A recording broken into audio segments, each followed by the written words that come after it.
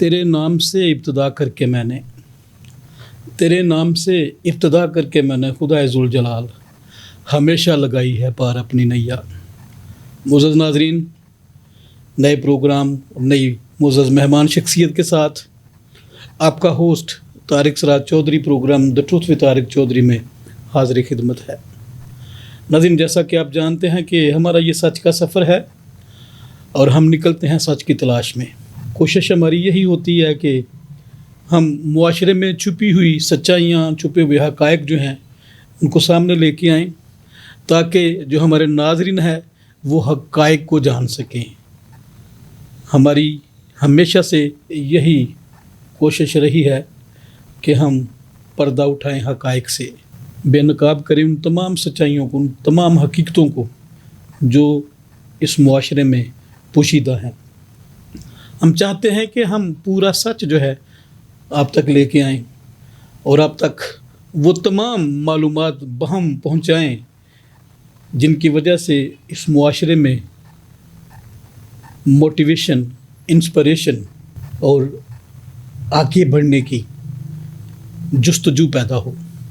हमारी कोशिश होती है कि हम अपने मुअज़्ज़ज़ मेहमान की वसातत से आपको पूरा सच, बल्कि सच के ख़जाने तक लेके जाएं। हम हक़ और सच के फ़र्ज़ंद हैं और सच पर मबनी बात करना ही हम अपना वतीरा और शेवा समझते हैं। कलाम मुक़द्दस में भी लिखा है कि बस तुम सच्चाई से वाक़िफ़ हो जाओ तो सच्चाई तुमको आज़ाद करेगी। यकीनन सच को आँच नहीं, और जब हम सच और हक़ की बात करते हैं तो हमें ना किसी जस्टिफिकेशन की और ना ही किसी किस्म की नदामत और शर्मिंदगी का सामना करना पड़ता है। नाज़रीन, आज हमारे साथ जो हमारी मुअज़्ज़ज़ मेहमान शख्सियत है, यंग एमर्जिंग लीडर, नौजवान क़यादत और नौजवानों की नुमाइंदगी करने वाले हैं। पेशा के एतबार से वकील हैं और ज़िंदगी में और भी बहुत से तलख़ुशीनी हालात में से गुज़रे हैं। एक जहद मुसलसल से आज वो इस मकाम पर खड़े हैं।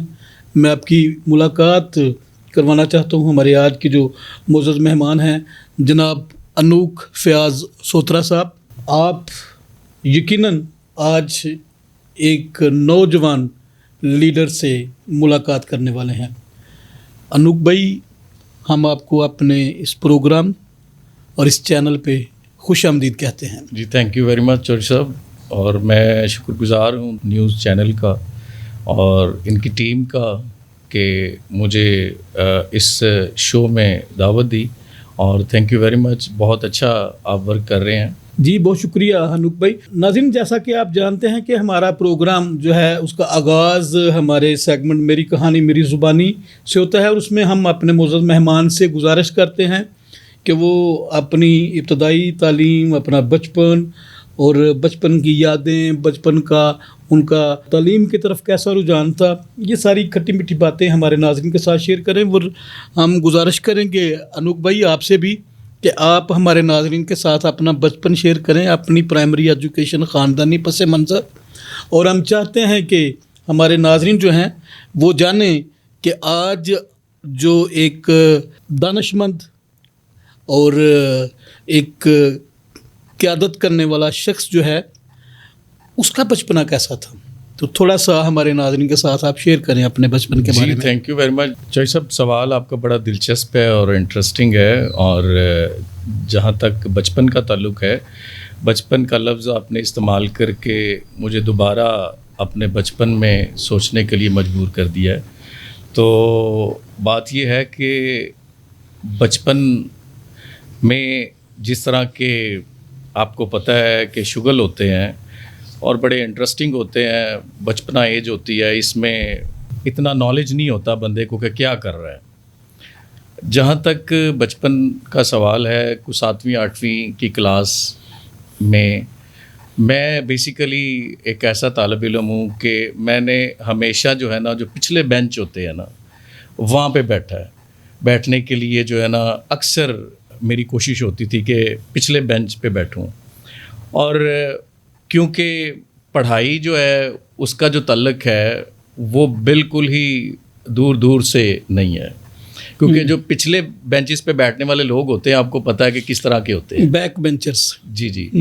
لیکن اس میں دلچسپ بات یہ ہے کیونکہ آپ نے قیادت کا لفظ استعمال کیا، تو اس میں 7ویں 8ویں اور 9ویں 10ویں تک یعنی 4 سالہ جو پڑھائی کا سلسلہ ہے اس میں اپنی کلاس میں، کیونکہ کو ایجوکیشن تھا تو اس میں ہمیشہ لیڈنگ پوزیشن میں تھا، قیادت میں تھا اور کلاس کا لیڈر تھا. گڈ.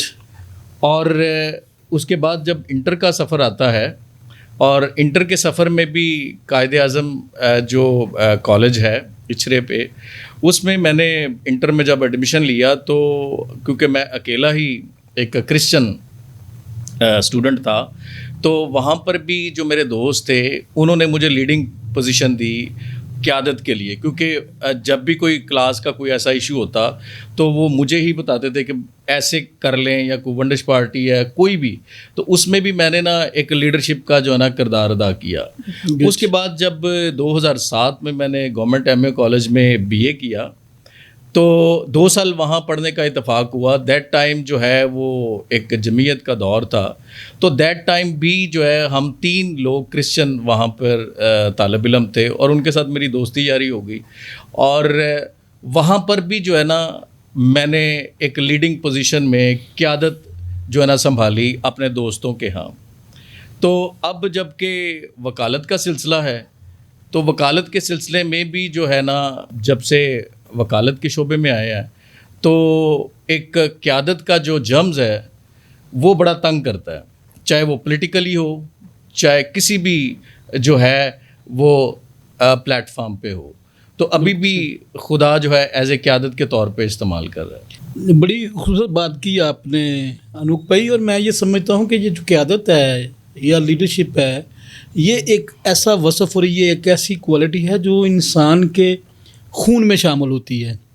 یہ وہی کامیاب لیڈر ہوتے ہیں جو گاڈ گفٹڈ ہوتے ہیں اور خدا نے جن کو لیڈرشپ کے لیے ہی پیدا کیا ہوتا ہے. تو یہ آپ نے بڑی خوبصورت بات کی کہ کس طرح سے آپ بیک بینچر سے فرنٹ پہ آپ آئے، اور یہ یقیناً ایک خدا کا منصوبہ ہوتا ہے. خدا دیکھتا ہے کہ کس کو میں نے کس جگہ پہ استعمال کرنا ہے. بائبل مقدس کی بھی ایک آیت ہے کہ وہ پتھر جو مماروں نے رد کیا وہی کونے کا سرا ہو گیا. تو یقیناً جب آپ کے ساتھ مخلص ہوتے ہیں، اپنی کاز کے ساتھ مخلص ہوتے ہیں، تو یقیناً خدا بھی پھر آپ کو ایک بٹی میں ڈالا ہوتا ہے اور ادھر سے آپ کو پیوریفائی کرتے کرتے کرتے اس مقام تک لے آتا ہے جہاں پر خدا آپ کو دیکھنا چاہتا ہے. انوپ بھائی، آپ نے ایجوکیشن کے بارے میں بتایا، عملی زندگی میں آپ نے کیسے جمپ ان کیا، کیسے آپ باقاعدہ طور پر عملی زندگی میں آئے؟ وکالت سے پہلے بھی کچھ آپ کے شغل تھے؟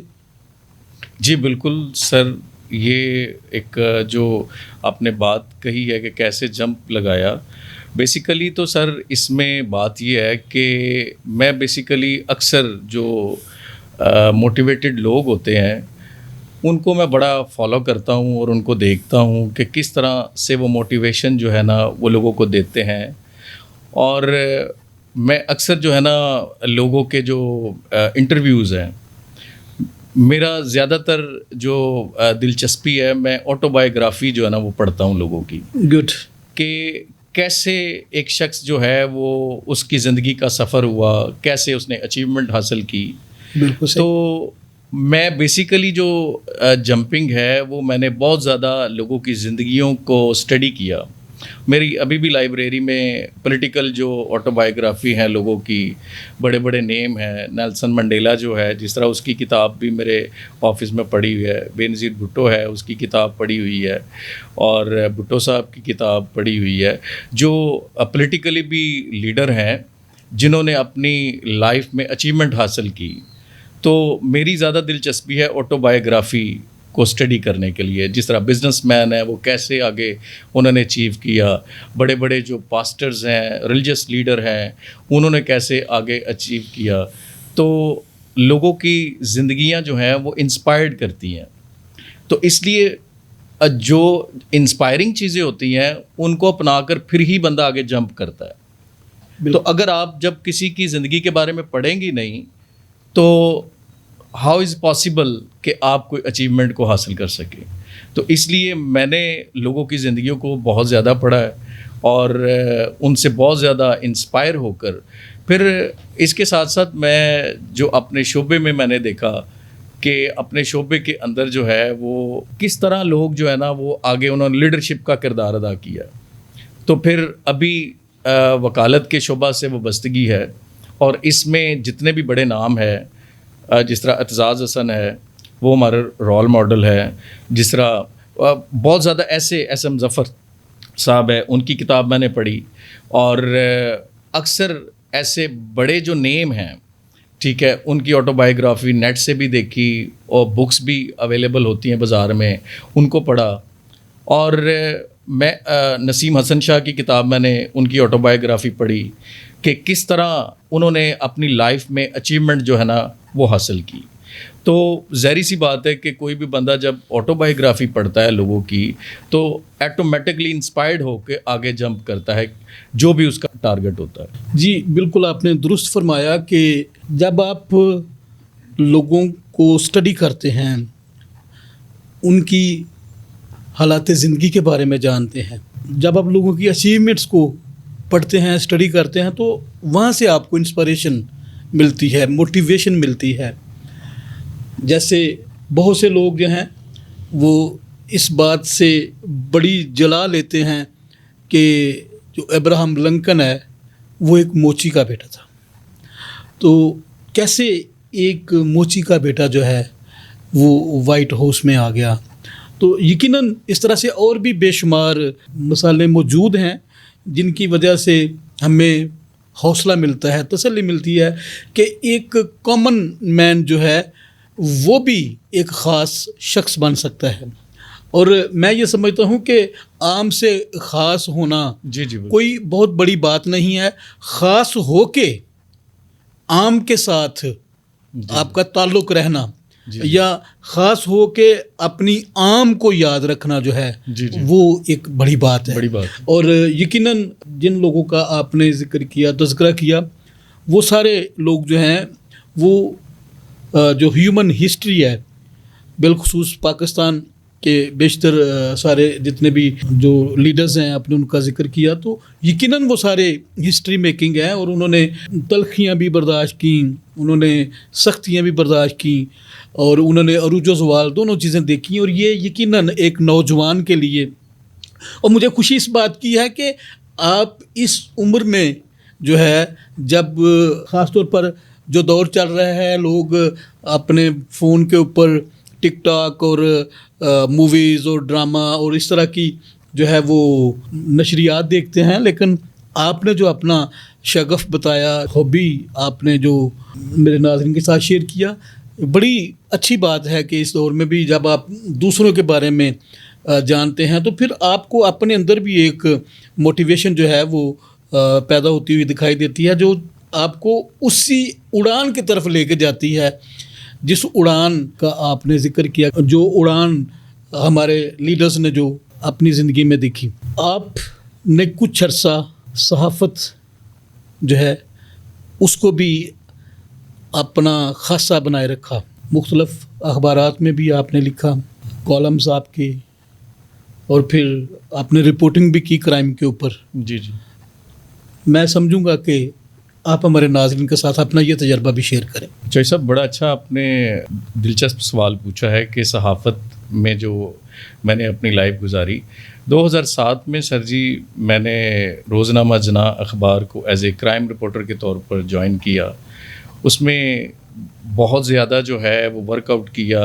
جتنے بھی پولیس اسٹیشنز ہوتے تھے لاہور کے, اس میں ہم نے کرائم کی رپورٹنگ جتنی بھی ہے وہ کر کے اس کے اوپر نیوز جو ہے نا وہ دینا ہوتی تھی نیوز پیپر کو. اور بہت زیادہ سیکھا بھی سر اپنی پریکٹیکل لائف کے اندر.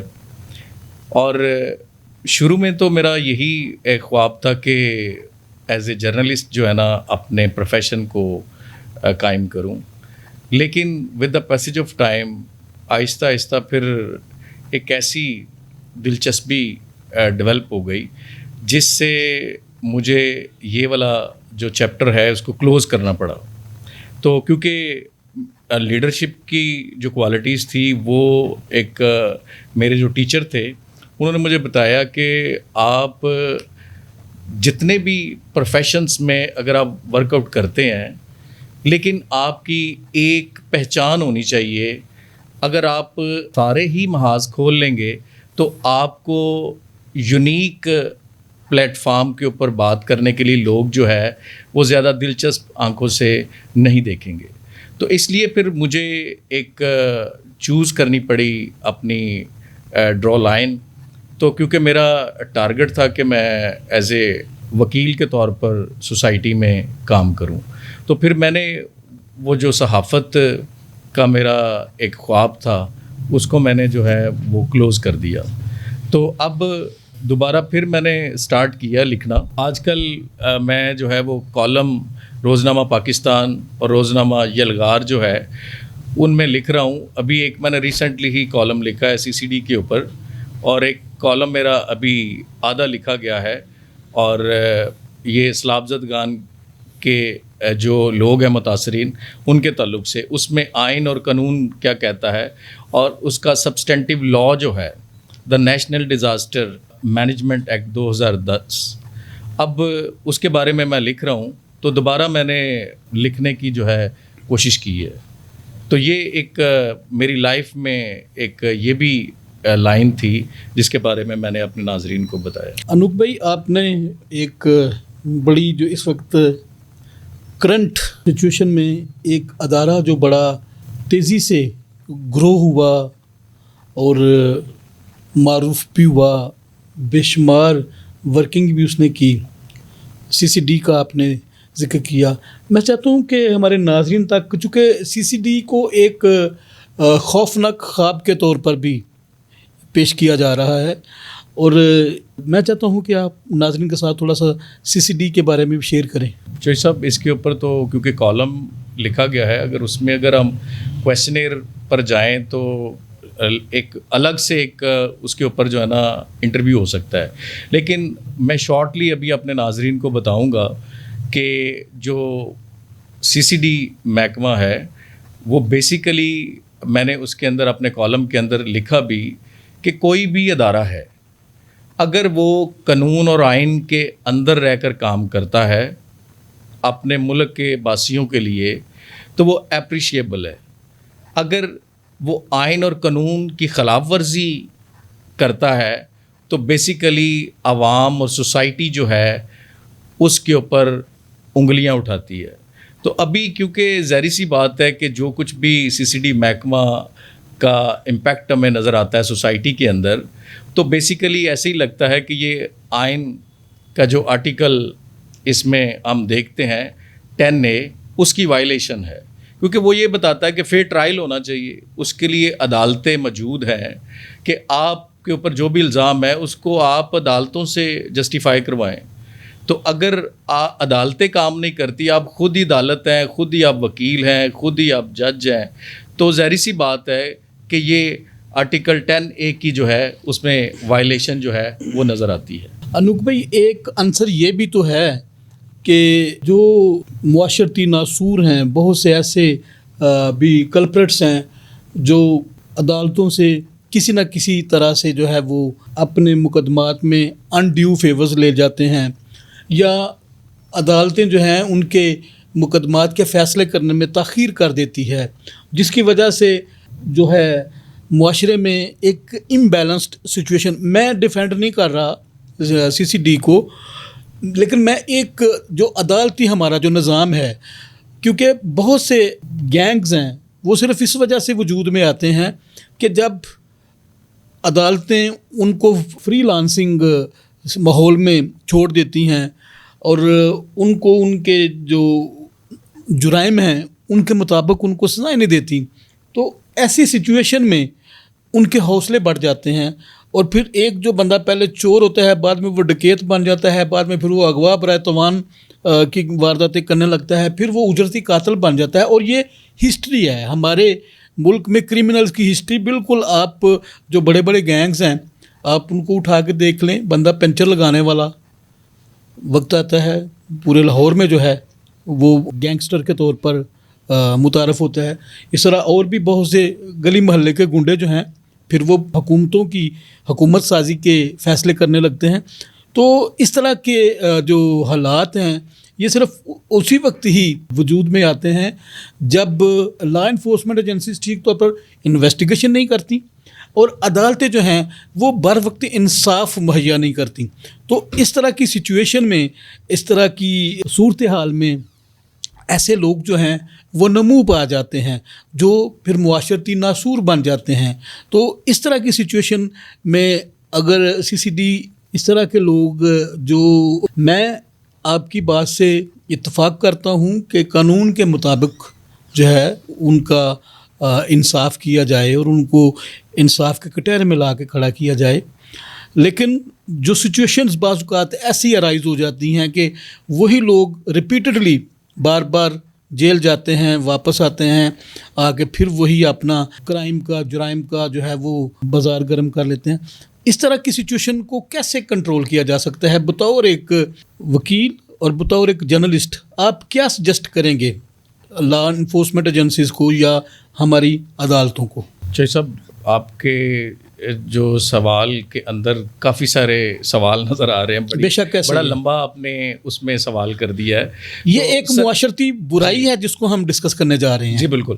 اچھا سر، بات یہ ہے کہ دیکھیں کوئی بھی لا انفورسمنٹ ایجنسی ہے، دیکھیں پاکستان کے اندر سبسٹینٹیو لا ہے PPC، پاکستان پینل کوڈ.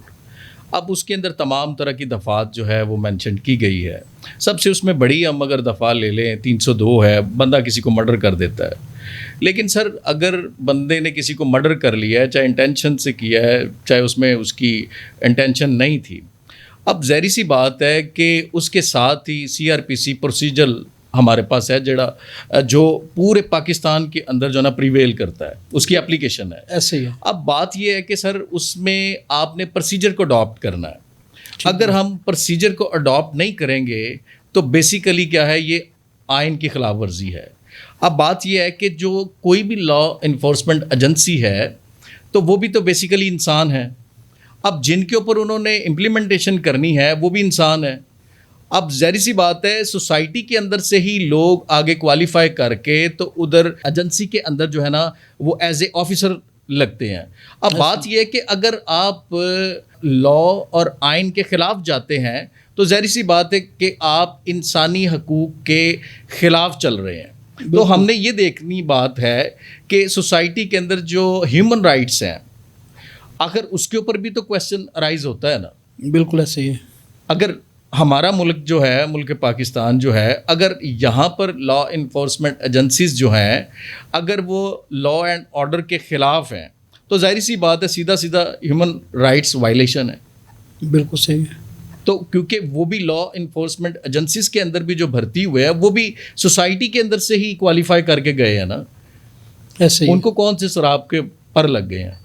ظاہری سی بات ہے کہ سر انہوں نے بھی سوسائٹی کی دیکھ بھال کرنی ہے نا. اور بیسیکلی کوئی بھی لا انفورسمنٹ ایجنسی ہے ان کا بیسیکلی جو کام ہے، موٹیو ہے، ایمز اینڈ آبجیکٹیوز ہیں جو ان کا ضابطہ ان کو بتاتا ہے، ان میں یہی ہوتا ہے کہ انسانیت کی دیکھ بھال کرنا. درست ہے. تو اگر پہلا ہی اگر ہم پہلو لے لیں تو انسانیت کی کیسے دیکھ بھال ہو رہی ہے؟ آپ ڈائریکٹلی خود ہی جج ہیں، خود ہی آپ ان کو انصاف مہیا کر رہے ہیں. تو یہ سیدھا سر ہیومن رائٹس کی وائلیشن. بالکل آپ کی بات درست ہے.